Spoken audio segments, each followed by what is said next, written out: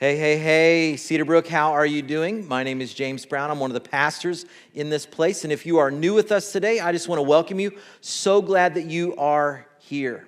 You have tuned in for a great weekend service. This Sunday, we are starting a brand new teaching series that I'm excited about. We're going to be in it all December, and it is called The Thrill of Hope. And if there is one thing for which I need significant hope in my life, it is the inevitable battle that begins near the beginning of every November, every single year. One of the biggest points of contention, disagreement my wife and I have annually is when do we start celebrating Christmas? Specifically, what I mean by that is when do we put up the tree and when do we put up all the decor and all the ornamentation that goes with this holiday? Now, personally, my opinion is, and I'm pretty sure this is somewhere in the Bible, my opinion is that there should be no, and I repeat, no Christmas decorations. There should be no Christmas music. There should be no Christmas caroling or songs, no Christmas movies until the day after Turkey Day, the day after Thanksgiving. Anybody else, as you're watching, anybody else agree with me that after Thanksgiving you can start thinking about Christmas? Go ahead and raise your hand if you're in your living room or if you're in a coffee shop. It doesn't matter. Just put your hand in the air like you just don't care. Yeah, good. Now, anybody on the other side of the argument that November is a perfectly fine time to start putting up Christmas decorations? Anybody? Yeah, raise your hand. Yeah, I will pray for your souls, because that is not okay. Yeah, again, in my opinion, it is, and I'm sure, again, this is in the Bible somewhere, Thanksgiving is an important enough holiday that we need to give it the respect that it is due. I think a few minutes of gratitude is good for the soul. Now, I say that, and don't get me wrong here, because within its proper parameters, within its proper place, I love me some Christmas. I love Christmas, especially Christmas movies. And in fact, I have put together my top 3 Christmas movies that I love to watch every single year. And I'll just run them through with you. If you want to play along or guess, that's fine with me. My number 3 favorite Christmas movie is called Die Hard. Die Hard. Now, there's a lot of controversy around whether or not that's actually a Christmas movie. But I believe it is, and it's number 3 on my list. Number 2 on my list is Christmas Vacation. Christmas Vacation. I love this one as well, with the lights and the complexity of family relationships. Love it, love it, love it. And my number 1, without question, is the beautiful masterpiece called Elf. Elf. Anybody else have that one as their number 1? Yeah. It's a great, great movie. Now, there's one more that I want to include in this list, and I'll call this my honorable mention, which is the Charlie Brown Christmas special. I love this one as well. And I wanted to include this in my favorites list because I think that the Linus quoting the Christmas story from the Bible is one of my favorite scenes during the Christmas season. And most people, as they think about Christmas, they like to start there. They like to start where Linus started his story, his reciting. He wanted to start right there in Luke 2 with the unexpected birth of little baby Jesus, but the Christmas story actually begins a chapter earlier in Luke 1 with the birth of another unexpected child named John. So I want to share his story with you today. So if you have a Bible with you, or if you have a Bible app, I want to encourage you to go ahead and turn to Luke chapter 1. Luke chapter 1. Now, I want to start here in this part of the Christmas story because, believe it or not, the world into which Jesus was born, I think, mirrors our world right now in many different ways. Actually, just like we experienced in 2020, the original Christmas context was also characterized by intense unpredictability and upheaval. For example, author Philip Yancey describes the first century situation this way. Speaking of Christmas cards, he writes this. He says, "Christmas cards stress sunny words like love and goodwill and cheer, happiness and warmth. It is a fine thing, I suppose, that we honor a sacred holiday with such homey sentiments. And yet, when I turn to the gospel accounts of the first Christmas, I hear a very different tone and sense mainly, look at this, disruption at work. Disruption at work. Which is exactly what we see as Luke kicks off this Christmas story in verse 5. So if you want to follow along, Luke chapter 1, verse 5 reads like this. It says, when Herod was king of Judah. When Herod was king of Judah. Now, we're only just a couple words into this story so far, but this is important info for us to understand what is happening and what is going on in this place at this time. Herod, that's mentioned in this verse, he was known as a puppet king in Rome while the empire was aggressively trying to take over the known world at that time. They had already dominated Israel, and they were taking Israel land, and they were taxing them into poverty. They had already done so many damaging things to the country, and in exchange for running this scheme in Israel, Herod was generously compensated by the emperor. So Herod spent most of his time not overseeing the Israelites, but rather managing and overseeing his various construction projects for his palaces. Now, in addition to that, history tells us that Herod was also a complete and utter psychopath. He was a lunatic, and he had no regard for human life. We know that he had two brothers-in-law and his wife and his two sons. He had them murdered because he didn't trust them. Also, 5 days before Herod knew he was about to die, he rounded up and arrested some of the more well-known citizens, the respected citizens of that community, and commanded that they would be executed on the very day that he died. And he did that so that there would be this attitude of sadness at the same time of his death. He wanted that to happen, and so he made it happen. So it shouldn't surprise us that Herod was also the guy that we see in another part of the Christmas story, who after he hears about Jesus from the wise men, he has all the infant boys around and in Bethlehem murdered. This was this guy. He was a pretty sick individual. But this that I'm describing is the immediate context for the Christmas story that we celebrate every single year. This that I'm describing is the world into which Jesus was born. And so for the Jewish people, Herod represented the rock bottom of their history.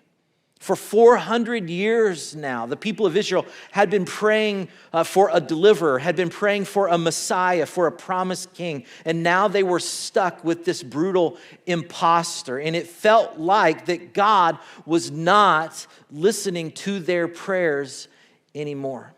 It felt like that. Or at the very least, that God did not care about them.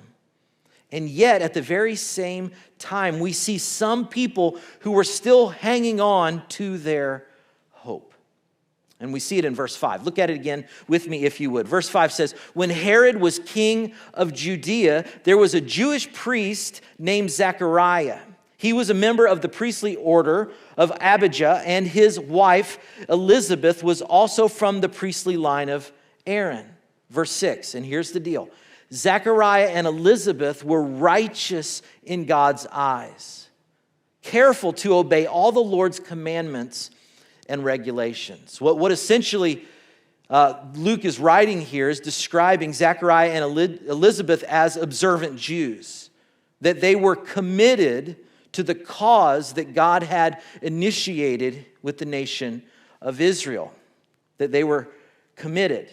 And what's fascinating is that their names also indicate that as well. Here's what you need to know about these two. The name, the ancient Hebrew name Zechariah in Hebrew means faithful. And his wife, Elizabeth, in Hebrew means covenant or promise. So if you put their names together, what you have is this couple who represents the faithful promise that God had given to the nation of Israel, which is significant because of what we find out about them next in verse 7. Look at it with me. It said they had, Elizabeth and Zechariah, they had no children because Elizabeth was unable to conceive.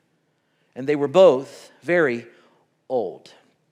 Now, there's a lot that is in this verse that we just read. I mean, here you have Zach and Beth who have no kids. Plus, now at their age, biologically, it looks like they have no hope of having any kids ever in their life. All that hope had essentially disappears. And what complicates things is even though it looks like on the surface they're doing all the right things, they're living in this culture where childlessness is assumed to be the direct result of divine punishment or spiritual defectiveness.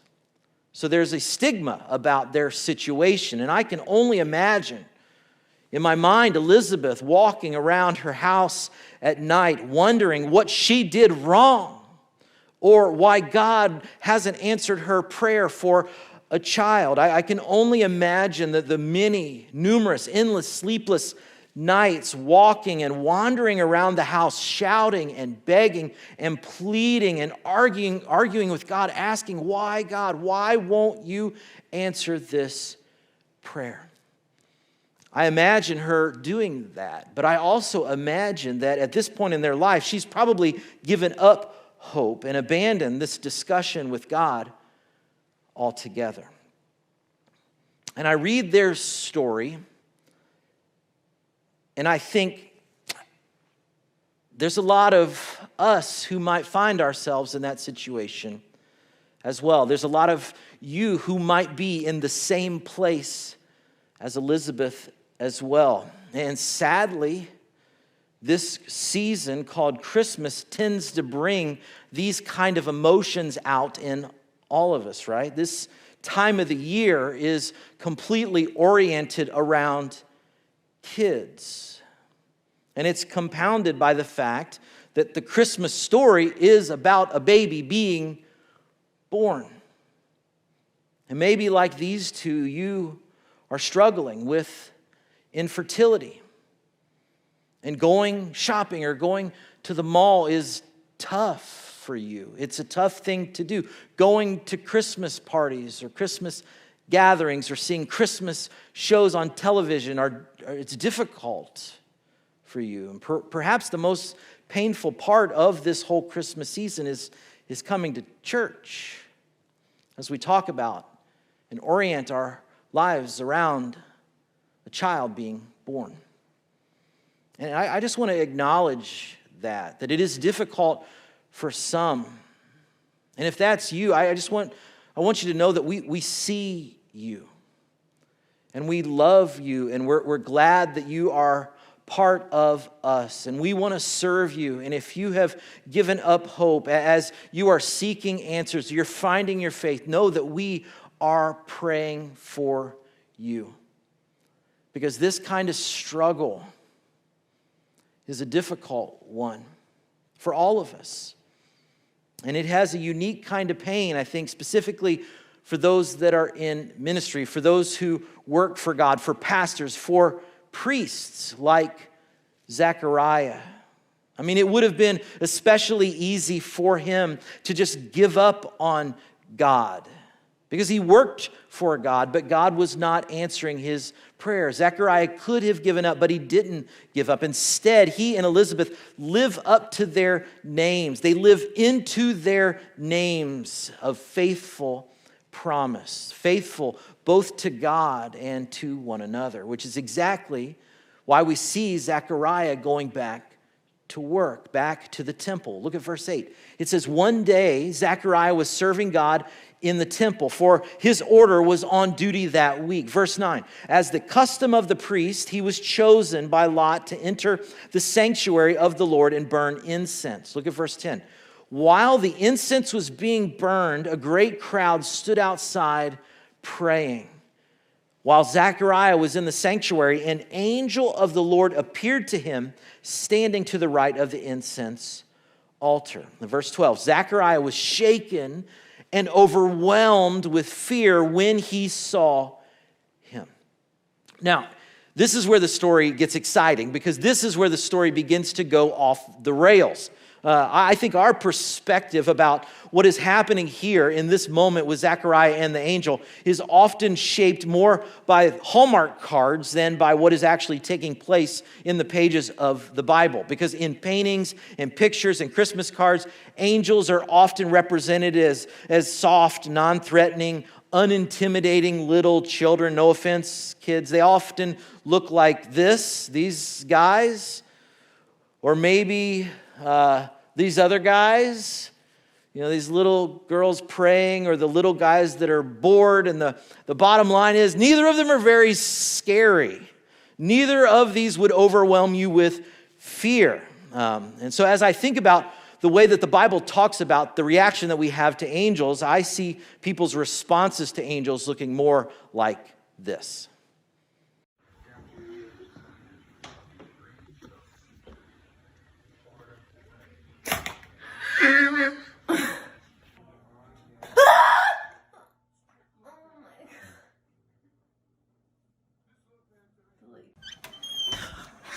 Matt, our husband, why aren't you in your clothes?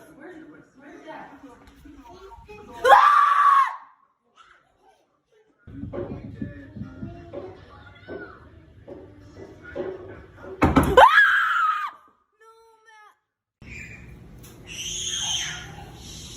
Hey.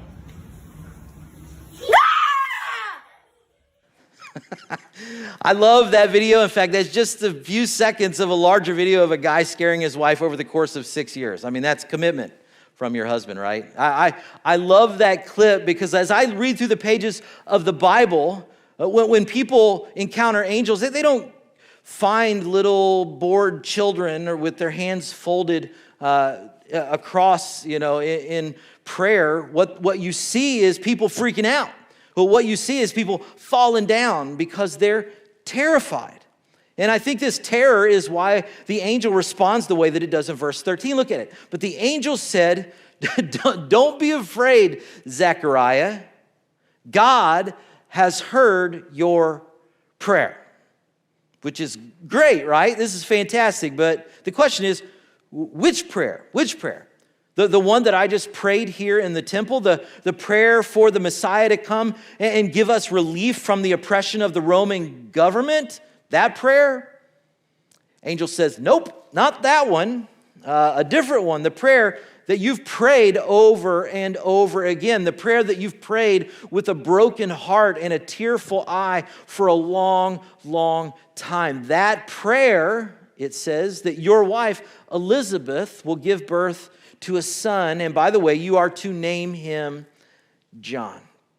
And to Zechariah, this news is incredible. It is unbelievable. I mean, he and Elizabeth have had enough heartbreak for a lifetime. So just to make sure that the angel is saying something that is true in verse 18, he just reaffirms it. Zechariah said to the angel, how can I be sure this will happen? How do I know, beyond a shadow of a doubt, that you are telling the truth? Because if this is a joke, it would be a sick one. It isn't going to be funny. How can I be sure that this promise is for real? How can I be sure that you will be faithful? Because, and here comes the biological lesson, I know you're an angel and all, and you're spiritual about all heavenly things, but I'm not sure you're aware of how things work here down on the earth. Or maybe you haven't noticed that he says, I'm an old man now, and my wife is well along in years. Translated simply means, Mr. Angel, me and Betty are old, and old people don't have babies. Now, his honesty is amazing, and knowing that Zechariah is a priest, I know that he knows that God can do this thing that the angel just said would happen. I know Zechariah knows that because the whole nation of Israel began with Abraham and Sarah having a son, Isaac, when they were almost a century old. Zach believes God can do it. He just doesn't believe that God would do it for him. which I think, by the way, is why the angel had to remind him of his prayer, because it had probably been a while since he actually prayed it. I mean, he had gotten used to the idea that God could do impossible things for other people, but God would never do anything like that for him. So he stopped asking God for it. Can you relate to Zechariah here? I mean, in fact, if you allow me just to ask you a question today, I would love to. It's kind of a deeply personal question, but like Zechariah, what have you stopped praying for? But what is it that you used to ask God for, but no more? I mean, maybe you used to pray, God, I want him to stop drinking. Can you make that happen? Can you do that miracle? Maybe you used to pray, God, I want to be faithful. I want to follow through. I want my word to matter. Maybe you used to pray, God, would you bring my kid back into the family? The prodigal son, the prodigal daughter who've made choices that have separated them from the rest of the people that love them. Can you just bring them back? Would you do that miracle for me? God, would you make this depression subside? Would you make this temptation go away? Or God, would you fill in the blank, whatever that is for you? I mean, you used to ask God, but you've given up on praying because you've given up hope that it will ever happen for you, and not wanting to get your hopes up. Just like Zechariah didn't want to get his hopes up, you start focusing on the how of the situation. How can I be sure that this will happen? How can I be sure that what you say is true? I mean, we're too old and he will never change, or that's just the way she is, or I'm too broken, or I'm too weak, or I'm not worth it. The how is what we tend to focus on, because if we're honest, we don't think God is really listening to us, or that he even cares about our predicament. I mean, after all, who am I to presume that God, the God of the universe, even cares enough about me asking about these piddly little things? Or these prayers that I pray over and over and over again, the same prayer time and time again. Who am I to think that the creator of the universe would care when he has so many other things going on? But Cedarbrook, here's the deal. Here is where we find our thrill of hope this Christmas season. And we find it when we ask not how, but who. The thrill of this season, the thrill of this story, where we find our hope is not in the how it's going to happen, but in the who is going to make it happen. And God reminds Zechariah of the who. Look at verse 19. It says, then the angel said, I am Gabriel. I am Gabriel. Clearly, the angel is offended here. Gabe's like, bro, I get that this whole encounter is a little weird for you, but pull it together, man. Yeah, you've been in the Holy of Holies here lighting candles and burning incense, and I get it. That's an important gig for you, but do you know who you're talking to? Gabriel says, I am Gabriel. And here's what he says about himself. I stand in the very presence of God. I stand in the presence of the Almighty Creator and Maker of everything. As far as the universe goes, Gabriel says, I'm kind of a big deal here. And I've been dispatched to tell you something important, something that you need to know, something that you need to hear. And here is what Gabriel says. Here it is, Cedarbrook. And this is so important. Don't miss this. Gabriel says, it was he who sent me to bring you this what? Good news. It was he. It was who? He who sent me to bring you this good news. This good news. This good news. This good news, right? This good news. I was sent to tell you this good news. What good news was Gabriel sent to tell? That Zach and Beth are having a baby? Yeah. That's part of it, but that's not the whole good news. That's not it all the way. There was some other good news that Gabe brought as well. What was it? Well, look back at verse 13. It came right before the baby announcement. Verse 13 says this. I want you to see this. Look at these words with me. But the angel said, I love this so much. He said, don't be afraid, Zechariah. Look at this, look at this. God has what? God has heard your prayer. The good news, Zechariah, is that God hears you. The good news for you is that God hears you.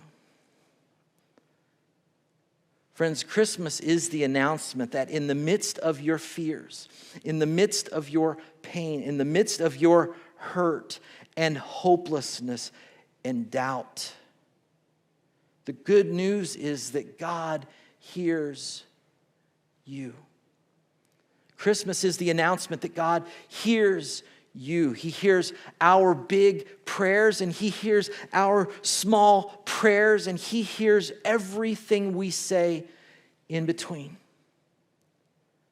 Cedarbrook, Christmas is the announcement that God hears you. And hear this, He even hears the prayers you have stopped praying. So let me ask you again, what have you stopped praying for? Because maybe the holiday truth that you need to hear to overcome your discouragement and disappointment and fears for the new year, the holiday truth that you need to hear is that God hears you. And I want to say to you, believe it and live it. And allow it to give you some Christmas courage so that you can experience the thrill of hope this season.